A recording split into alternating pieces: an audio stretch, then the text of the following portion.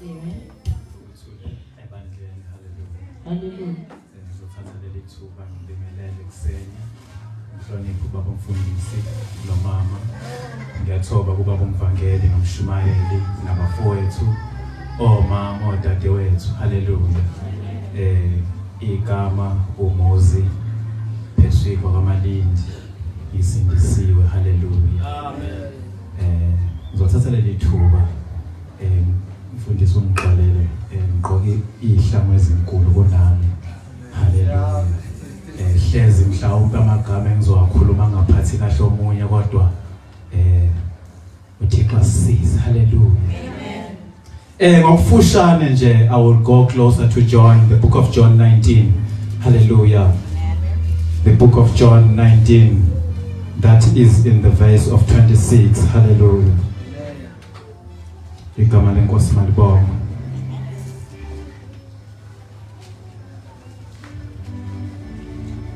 Book of John 19 verse 26.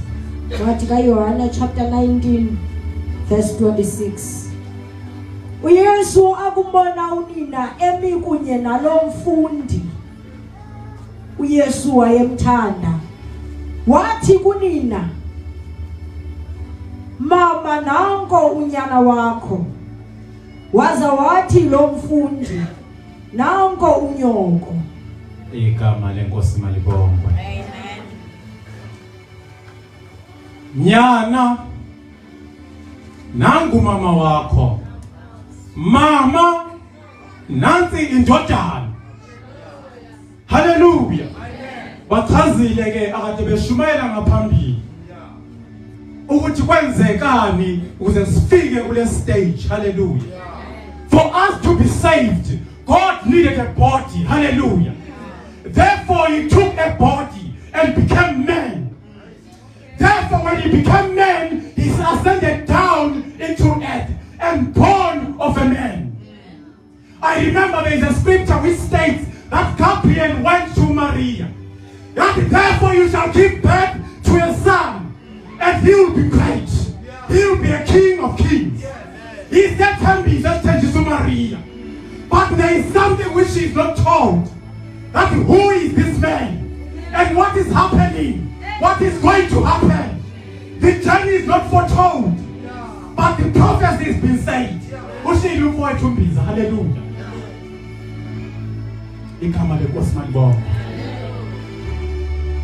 Then she accepts ukuthi uzozala indodana. Kuyafika isikhathi la efika khona azosho amagama ngoba sekwenzekile konke. Then it comes a time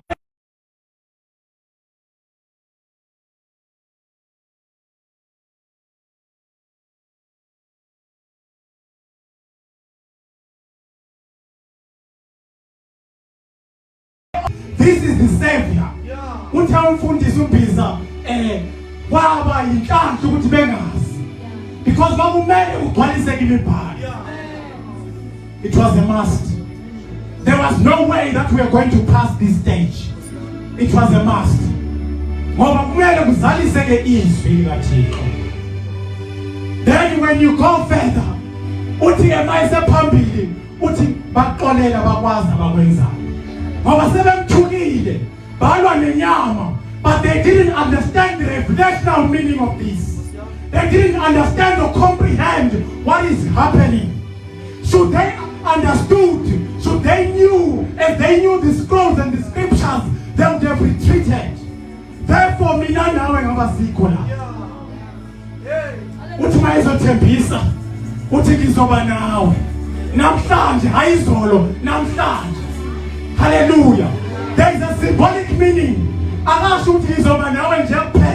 It is because they drew closer to him. Wasethembisa. Uthi lobo shelwe, uthi uwonile. Mase mthembisa uthi ngizoba nawe eparadise namhlanje. As you draw closer to God, uyakwazi ukufukamela. Njengesikhukhukazi sifukabela amathwane azo. Hallelujah. Mase siya kulombhalo engiwuthunyelwe bazalwane. Ngizocela ukufika kancane nje ku 24.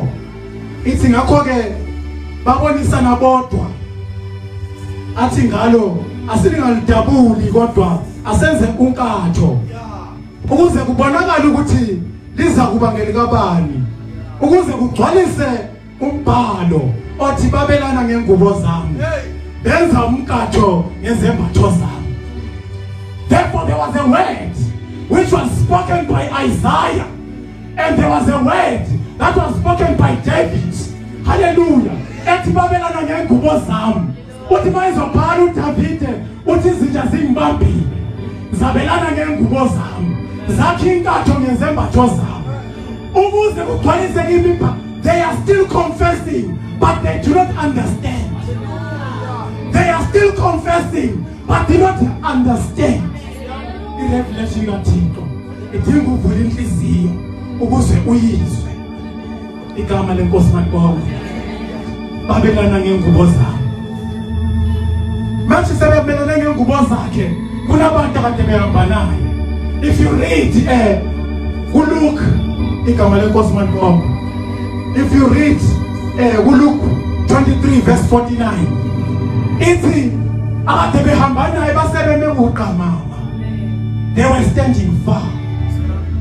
Ungabheka nakuMark, he did say the time has arrived that you will run away and be scattered. Therefore I will stand alone, but I am not alone. My Father is with me. Ngiyathanda ukuthi ngichaze kancane bathandekayo uma sekwenzeka lezi zinto. uMaria wasondela esiphambanweni. Wathi umfundi ekade emthanda wasondela esiphambanweni. uMary Magdalena naye wasondela esiphambanweni. Umfazi kaClopas wasondela esiphambanweni. Ungabheka they all have a trend. uJohane umfundi othandwa nguYesu Kristu. There is grace. Umama kaMaria represents love kunothando. Hallelujah. Bese uthi umfazi kaClopas wenzelwe kakhulu. Ithi iBhayibheli who has so much that has been done to them, they love so much. Wasesondela esiphambanweni. Uthi mayebheka uYesu Kristu, the physical body that he has, he is going to die. Therefore, he cannot love them in a spirit. He wants to combine them and make them one. As a bigger party, uthi Maria, ngilahlekelwa indodana. Bayasoma mabuhlungu ulahlekelwa indodana. Bese kuthi lo wathandwayo ulahlekelwa ngumngane. Igama lenkosi malibonga. In this case uMaria ulahlekelwa indodana, but he's gaining a savior. Ulahlekelwa ngumngane, but he's gaining a savior. Igama lenkosi malibonga. Therefore he stands to say, hallelujah. Bese sima athi mayebhekile. Now there was a duty that he had to do. Ngoba sehamba nje ama scholars athi it might have been true ukuthi Joseph wayeseshonile, and the mandate was for the eldest son to look after the mother. Hallelujah. Therefore the responsibility was for the son to look after the mother. Should he wasn't able to do that, he would have appointed about James nabanye. But this wasn't the case of the law. This wasn't the case of the law. It was the case of grace and love. It was the case of combining two.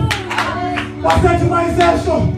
Uthi mame nansi indodana. Bese kuthi ekundodana nangu mama. This was the time of adjoining the church of God.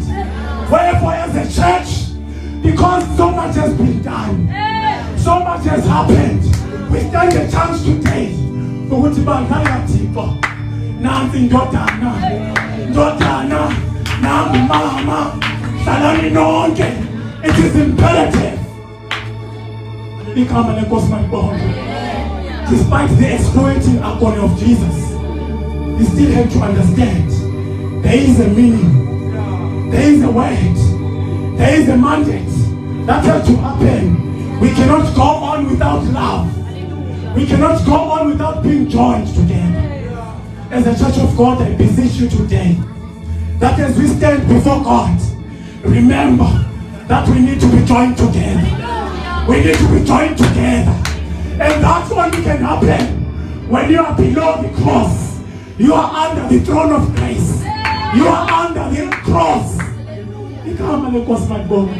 Angazi noma abazalwane bangizwa. Igama lenkosi malibonga. Ngingabi mude. Hallelujah. That was the words of a dying son. So those who would have comprehended what this is a dying son. But in Jesus himself, he was standing in a position ngumama lo, in flesh waya ngumama.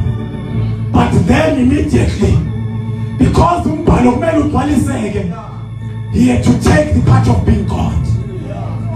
And he said, woman,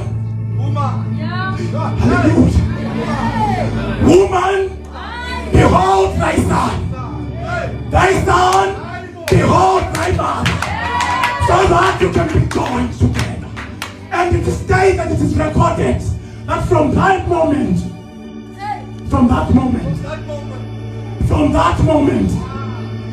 the son took the hand of the mother and he made space for him. He made space for her. He